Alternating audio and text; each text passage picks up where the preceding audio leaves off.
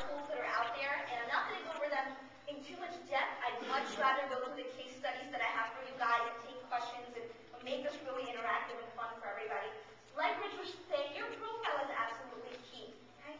A lot of people don't do business with the client. They don't even know our business name, but they do business with me. They know who I am. They know who Shema is.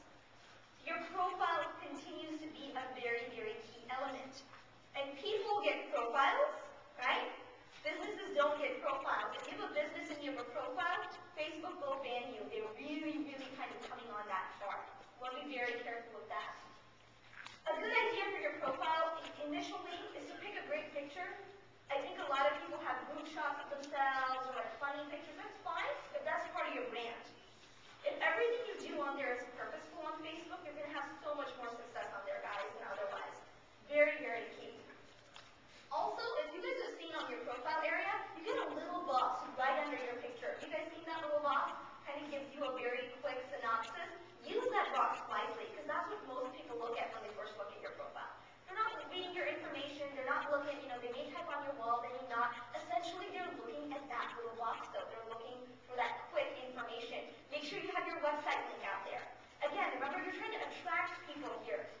You want to attract them. You want them to go to your website. That's where they'll consume your information. That's where, over time, they'll become customers and clients. Very, very key.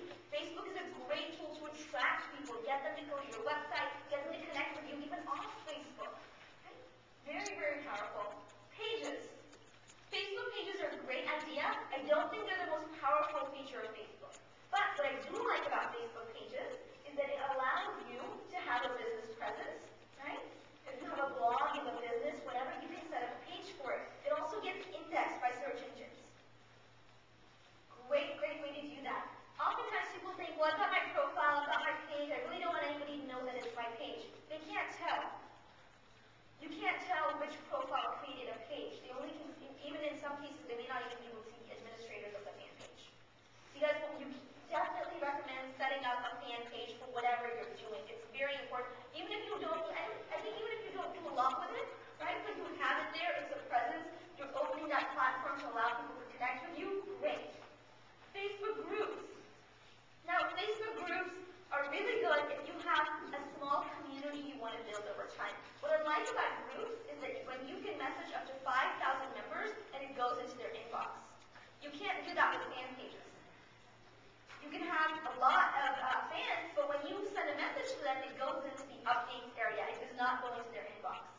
And when you go in their inbox, you have a much more, a higher chance of getting read than if you end up, in their updates area. So a group is a really neat thing. I recommend it when you have a small community that you really want to build out. And it's a really good way to value add. So if you have a blog, right, and you ever, how many of you have thought about ever having a forum or someplace where you can have more connections, right? Absolutely. So here's what Groups does. It is a free forum. A lot of times when people say, I need a forum, but my community is not that big. Great, start a group. Because you can put up pictures, you can put up videos, you can put up notes, you can do a lot of fun things, and you can still message everybody. Very cohesive, very neat, and you have the ability to grow it because people can invite other folks. So very, very, powerful tool in that sense. So if you have ever thought, I'd love to do a forum, but don't really know if that's the way I want to go, start a Facebook group. Fabulous alternative. Facebook ads, that's another feature of Facebook. Now, a lot of people, including myself, I didn't think that ads were very powerful when it first came out. I'm thinking people are here socially to connect, they're showcasing their identity, they're connecting with other people. Since then, I have been proven wrong. Facebook ads are very powerful if you use very specific targeting. And we'll talk about some of my case studies that talk about, companies using Facebook ads. They can be very, very powerful. But you have to super target them. And by super target them, let me give you an example. Let's say you sell college t-shirts, right? You sell like sports t-shirts. You would be amiss and you're not going to see great results if you do a Facebook ad campaign, say, for all college students between 18 and 21 in North America. But you are going to be very successful if you break that down and say, you know what, I'm going to create one ad for all Longhorns, right, between 18 and 21 who live in Texas, and you have a picture of a Longhorn t-shirt, right, and you very specifically use that ad. And you do like 10 different ads like that.